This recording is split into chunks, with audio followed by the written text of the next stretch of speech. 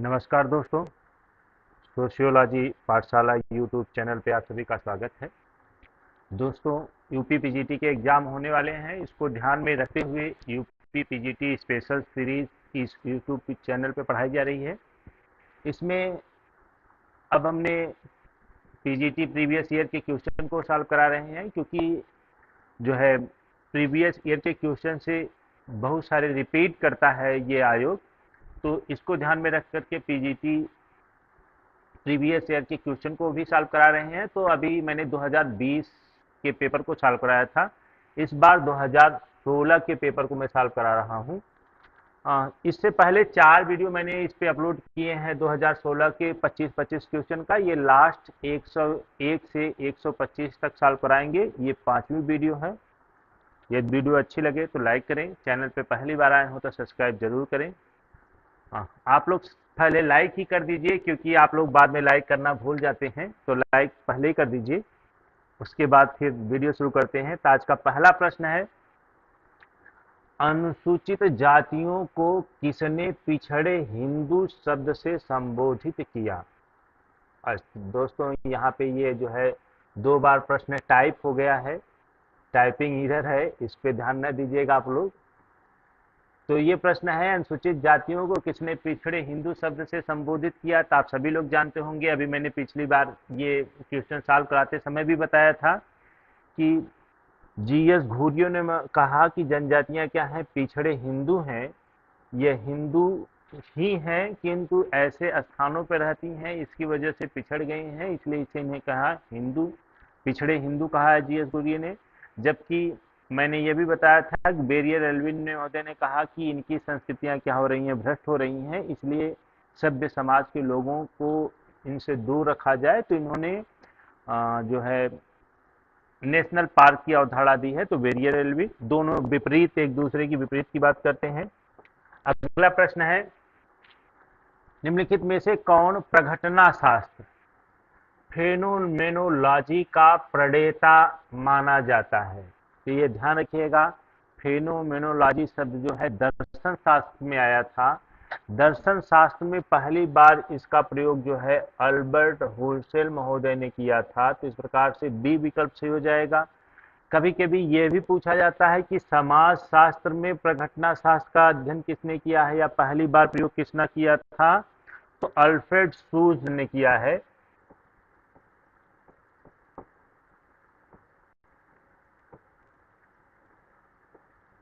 तो ये भी ध्यान रखिएगा, समाजशास्त्र में अगर पूछे कि प्रघटना शास्त्र का जनक कौन है तो अल्फ्रेड सूच हैं। यदि पूछता है कि प्रघटना शास्त्र का जनक कौन है या दर्शन शास्त्र में प्रघटना शास्त्र का जनक कौन है तो अल्बर्ट हुसेल हैं। अगला प्रश्न है, निम्नलिखित में से श्वेत वसन अपराध है? तो श्वेत वसन अपराध अभी मैंने पिछली वीडियो में बताया था। श्वेत वसन अपराध की बात कौन करता है? सदरलैंड, ये अमेरिका के विद्वान हैं और इन्होंने श्वेत वसन अपराध की अवधारणा दी है और बताया कि उच्च प्रतिष्ठित व्यक्तियों द्वारा अपने पेशे के दौरान जो अपराध किया जाता है तो वह श्वेत वसन अपराध है। तो पेशे के दौरान किया जाता है, ये जो है घूसखोरी जो है इसके अंतर्गत आएगा। तो डी विकल्प सही हो जाएगा। अगला प्रश्न है, किसने परिभाषित किया है कि सामाजिक परिवर्तन केवल उन्हीं परिवर्तनों को समझा जाता है जो सामाजिक संगठन, ये ध्यान रखिएगा, सामाजिक संगठन और समाज के ढांचे के प्रकारों में घटित होता है, उसे क्या कहा जाता है? सामाजिक परिवर्तन कहा जाता है। तो यह ध्यान रखिएगा, समाज के संदर्भ में किसने कहा है कि समाज जो है सामाजिक संगठन और सामाजिक ढांचे का अध्ययन है? तो यह किंग्सले डेविस का है। सीधा उसी के परिवर्तन को क्या कहते हैं? सामाजिक परिवर्तन कहते हैं। ये किंग्सले डेविस का है। दोनों चीजें ध्यान रखिएगा, समाज को इन्होंने क्या कहा, यह सामाजिक, समाज के ढांचे और संगठन को इन्होंने समाज कहा है। उसी प्रकार से संगठन और समाज में परिवर्तन होता है तो उसे इन्होंने क्या कहा? सामाजिक परिवर्तन। तो दो ही चीजें आप याद रखिएगा, संगठन और ढांचे में अगर परिवर्तन होगा समाज, उसे सामाजिक परिवर्तन कहते हैं। तो यह डेविस महोदय का कथन है। अगला प्रश्न है, एक वयस्क अपराधी और बाल अपराधी में भेद करने का मुख्य आधार क्या है? वयस्क अपराधी और बाल अपराधी में किसके आधार पर अंतर किया जाता है? ये क्वेश्चन मैंने वैसे भी यूट्यूब पे पूछा है एक बार। गंभीर अपराध, दुराचार, आयु एवं गिरफ्तारी परवाना, तो यह जो है आयु के आधार पे बाल अपराधी और युवा अपराधी में अंतर किया जाता है। मैंने आप लोगों को बताया था कि भारत में जो है 7 साल से ऊपर और 16 साल के व्यक्तियों को बाल अपराधी कहा जाता है। 7 साल से नीचे के व्यक्तियों को कोई अपराधी नहीं किया जाता, घोषित किया जाता, क्योंकि वह बालक हैं, उनकी बुद्धि इतनी विकसित नहीं है, इसलिए उन्हें किसी भी प्रकार के अपराधी में नहीं रखा जाता है। 7 साल से प्लस, इसको ध्यान रखिएगा, 7 साल या उसके ऊपर और 16 साल की आयु के व्यक्तियों को बाल अपराधी कहा जाता है। 16 साल के ऊपर के आयु के व्यक्तियों को अपराधी की श्रेणी में रखा जाता है, वो वयस्क अपराधी के नाम से जाने जाते हैं। अगला प्रश्न है, निम्नलिखित में से किसने समाज के सावयवी सिद्धांत, ध्यान रखिएगा, सावयवी सिद्धांत को प्रतिपादित किया था, किसने किया है? तो आप लोगों को कई बार मैंने इसको चर्चा किया है कि उद्विकासीय कहें और सावयवी कहें तो दोनों क्या है? उद्विकासी।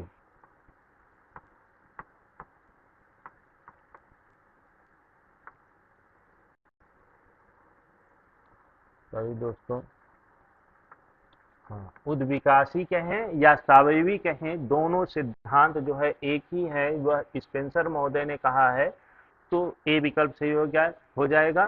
सावयवी का मतलब आप लोग समझ लीजिएगा, इन्होंने क्या किया, बताया है कि जैसे मानव का शरीर सावयव मतलब शरीर होता है, यहाँ पे यह चीज आप लोग ध्यान रखिएगा, जैसे मानव का शरीर धीरे धीरे विकसित होता है, उसके अंग पहले नहीं होते हैं, पहले वो एक कोष की होता है, फिर धीरे धीरे आंख, कान, नाक माँ के गर्भ में विकसित होते हैं। उसी प्रकार से स्पेंसर ने कहा कि समाज भी, प्राचीन समाज में सभी अंग उसके विकसित नहीं हुए थे, जैसे जैसे आवश्यकता बढ़ती गई वैसे ही समाज में जैसे धर्म आया, राजनीति आई, नातेदारी आई, विवाह आया, आज प्रकार की संस्थाओं का विकास आवश्यकता पड़ने पर धीरे धीरे विकसित हुए हैं, तो इसलिए इसे उद्विकासी सिद्धांत भी कहा जाता है और सावयवी सिद्धांत भी कहा जाता है। तो इसके जनक कौन है, प्रतिपादक कौन है? स्पेंसर है। अगला प्रश्न है, गोल गधेड़ों, कई बार परीक्षाओं में पूछा हुआ है दोस्तों, किस जनजाति से संबंधित है? तो गोल गधेड़ों एक जनजाति पाई जाती है, भील जनजाति, इसी की एक जनजाति है भीलाला, यह मध्य प्रदेश में मुख्य रूप से पाई जाती है। मध्य प्रदेश में पूछेंगे तो झाबुआ और अलीराजपुर में पाई जाती है, और अलीराजपुर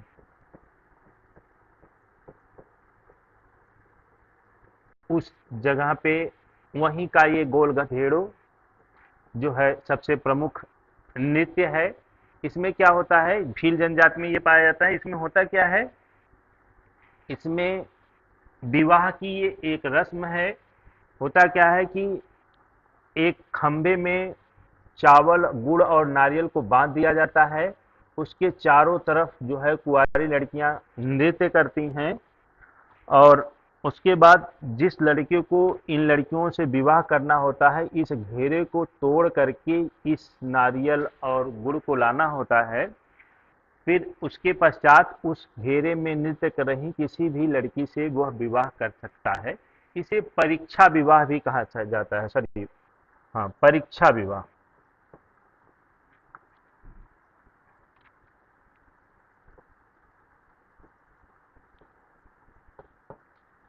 गोल गधेड़ों को परीक्षा विवाह के नाम से भी जाना जाता है, तो भीलों में परीक्षा विवाह देखने को मिलता है। अगला प्रश्न है, जे.एस. मिल ने कामटे के नवीन विज्ञान समाज शास्त्र के लिए क्या नाम प्रस्तावित किया?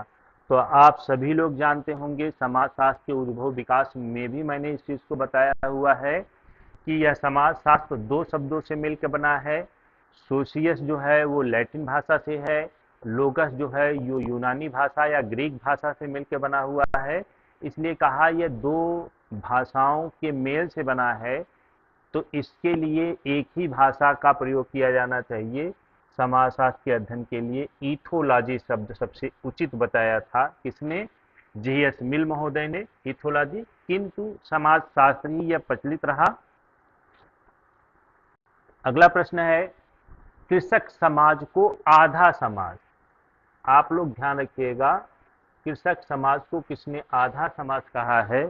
तो यह है, विकल्प में है जॉर्ज फॉस्टर, रॉबर्ट रेडफील्ड,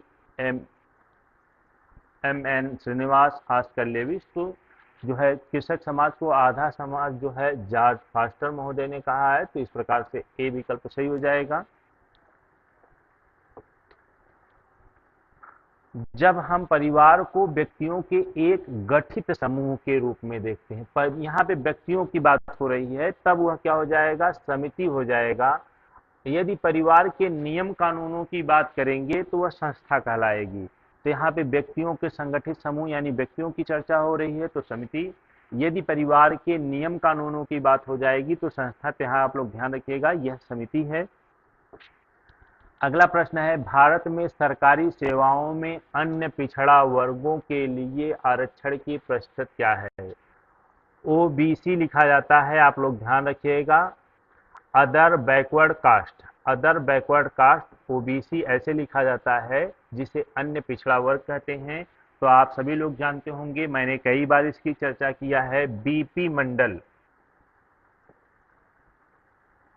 सही दोस्तों, पेन चलने में दिक्कत होने लगती है।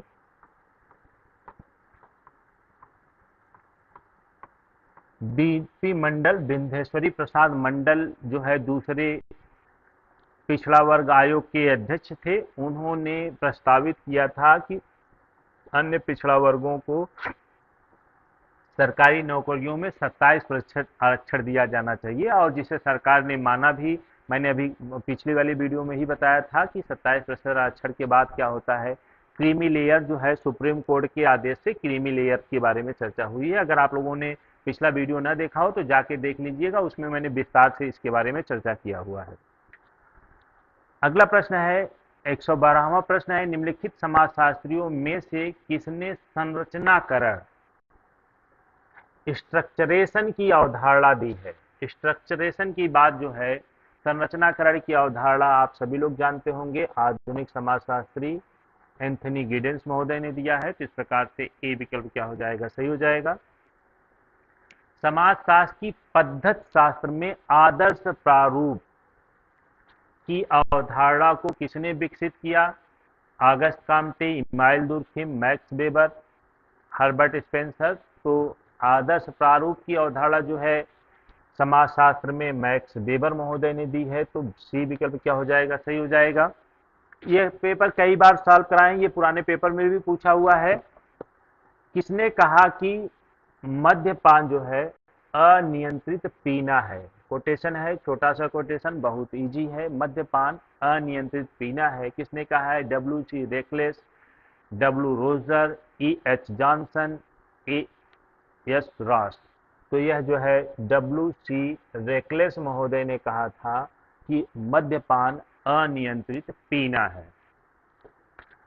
अगला प्रश्न है, 15वां प्रश्न, परंपरागत हिंदू समाज में विवाह के उद्देश्यों का सही क्रम क्या है? हिंदू समाज में विवाह का मुख्य उद्देश्य क्या है? तो पहला उद्देश्य होता है धार्मिक कार्य करना। आप विवाह नहीं किए हैं तो आप हिंदू धर्म के अनुसार कोई धार्मिक कार्य नहीं कर सकते हैं। दूसरा है पुत्र प्राप्ति यानी प्रजा। उसके बाद फिर क्या है? अंतिम उद्देश्य क्या है? रति। तो जो अन्य धर्मों में सबसे पहले भाग पे रखा गया है रति की, जबकि हिंदू धर्म में सबसे पहले धार्मिक कार्य, फिर संतानोत्पत्ति, प्रजा की इच्छा, उसके बाद क्या है? शारीरिक सुख के लिए रखा गया है। तो यह धर्म, प्रजा, रति, यह इसका मुख्य उद्देश्य है विवाह का। तो इस प्रकार से सी विकल्प क्या हो जाएगा? सही हो जाएगा। अगला प्रश्न है, व्यवसाय और केवल व्यवसाय ही जाति प्रथा की उत्पत्ति के लिए उत्तरदायी है, यह मत किसका है? तो इसके बारे में भी मैंने कई बार चर्चा किया है। जात की उत्पत्ति का व्यावसायिक सिद्धांत जो है नेस्फील्ड महोदय देते हैं, और यह परिभाषा नेस्फील्ड महोदय कहते हैं कि एक व्यवसाय और केवल व्यवसाय जो है जाति प्रथा की उत्पत्ति के कारण है। यह नेस्फील्ड महोदय ने कहा है। अगला प्रश्न है प्रभुत्व जाति। इसे प्रभुत्व जाति कहिए या प्रभु जाति भी कहते हैं, तो ये भी आप लोग लिख दीजिएगा। प्रभु जाति, जिसे डोमिनेंट कास्ट के नाम से जाना जाता है, की अवधारणा किसने दी है? तो आप लोगों को पिछली वीडियो में बताया था कि संस्कृतिकरण, पश्चिमीकरण, लौकिकीकरण, प्रभु जाति और फैलाव की अवधारणा जो है एमएन श्रीनिवास महोदय ने दिया है। तो इस प्रकार से बी विकल्प क्या हो जाएगा? सही हो जाएगा। अगला प्रश्न है अभौतिक संस्कृति की अवधारणा। तो आप लोग जानते होंगे संस्कृति के दो भागों में भौतिक संस्कृति, तो एक लिख लीजिए यहाँ पे अभौतिक है, एक और लिख लीजिएगा भौतिक और अभौतिक संस्कृति में विभाजन किया है। तो यह विभाजन जो है ऑगबर्न एवं नीमकॉफ महोदय ने किया है। तो ऑगबर्न जो है सही हो जाएंगे, डी विकल्प में है। ध्यान रखिएगा, यहीं पे ही ऑगबर्न महोदय दो विभाजन करते हैं, उसके बाद कहते हैं कि भौतिक संस्कृति यदि आगे निकल जाती है और अभौतिक संस्कृति क्या रहती है? पीछे रह जाती है, तो इसे कहते हैं सांस्कृतिक पिछड़ापन, कल्चरल लेग के नाम से जानते हैं। तो ये हो गया जो है, यह भी अवधारणा ऑगबर्न महोदय की है। 19वां प्रश्न है भारत में प्रथम नियमित जनगणना। ध्यान रखिएगा, प्रथम नियमित जनगणना किस वर्ष प्रारंभ की गई? तो आप सभी लोग जानते होंगे, नहीं जानते हो तो जान लीजिए कि भारत में पहली बार जनगणना जो हुई थी वह 1872 ईस्वी में लॉर्ड मेयो के शासनकाल में हुई थी। उसके बाद दूसरी जनगणना 1881 ईस्वी में लॉर्ड रिपन के काल से, उसके बाद फिर लगातार 10 वर्ष, हर 10 वर्षों के बाद, ये देखिए यहाँ पे ध्यान रखिएगा, ये 9वें वर्ष में ही हो गई थी, क्योंकि 72 के बाद 81 9वां वर्ष आता है। उसके बाद हर 10 साल के बाद जनगणना होती चली आई थी। कभी भी ऐसा नहीं हुआ था कि 10 वर्ष के बाद जनगणना न होती हो, हर 10वें साल जो है जनगणना होती चली आई थी। इसलिए इसे क्या कहते हैं? नियमित जनगणना। ध्यान रखिएगा, प्रथम जनगणना पूछेगा तो 1872, प्रथम नियमित जनगणना पूछेगा तो 1881। सबसे लास्ट जनगणना किस बार हुई है? तो 2011 की जनगणना, 2011 में सबसे लास्ट बार जनगणना हुई थी। उसके बाद 2021 में होनी चाहिए थी, अभी नहीं हुई। हम लोग 4 साल बीत चुके हैं, 5वां साल चल रहा है, तो 5 साल जनगणना में पीछे चल रहे हैं। देखिए ये अब यहाँ पे नियमित तो नहीं रही, अब जो भी आंकड़े आएंगे आपको पूछे जाएंगे वो 2021 के आधार पे ही पूछे जाएंगे। तो इसमें भारत में प्रथम नियमित जनगणना पूछा है, तो प्रथम नियमित जनगणना 1881 ईस्वी में। अगला प्रश्न है दोस्तों 120, एमएन श्रीनिवास ने संस्कृतिकरण की अवधारणा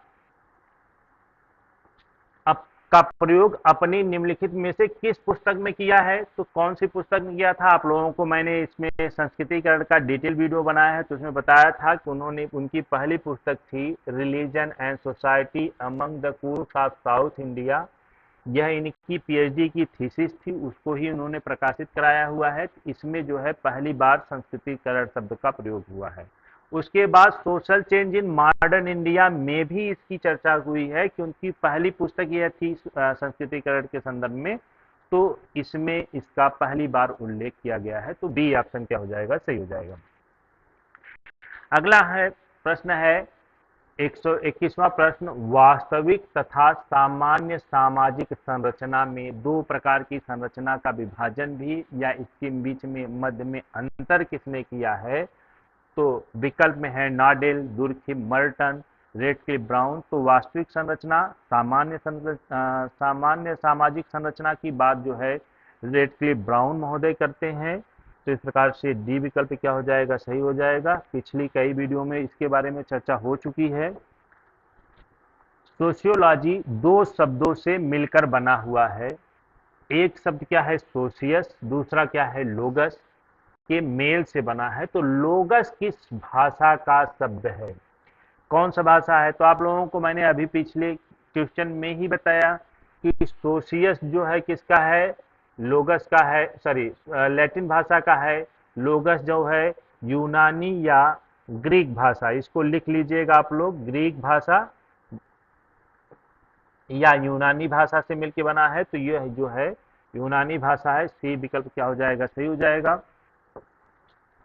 अगला प्रश्न है, जब किसी समुदाय में बड़ी संख्या में लोग अवैध साधनों द्वारा अपने लक्ष्य को पाने का प्रयत्न करने लगते हैं, तब इस दशा को कहा जाता है। ध्यान रखिएगा, यहाँ पे लिखा है कि बड़ी संख्या में अवैध साधनों का प्रयोग करके लक्ष्य को प्राप्त करते हैं। ध्यान रखिए, यहाँ पे यदि एक व्यक्ति होता तो वह व्यक्तिगत विघटन कहा जाता, एक परिवार के लोग करते तो वह पारिवारिक विघटन कहा जाता, किंतु यहाँ समाज के बहुत बड़े लोगों द्वारा किया जा रहा है, तो इस प्रकार से इसे क्या कहा जाएगा, सामाजिक विघटन।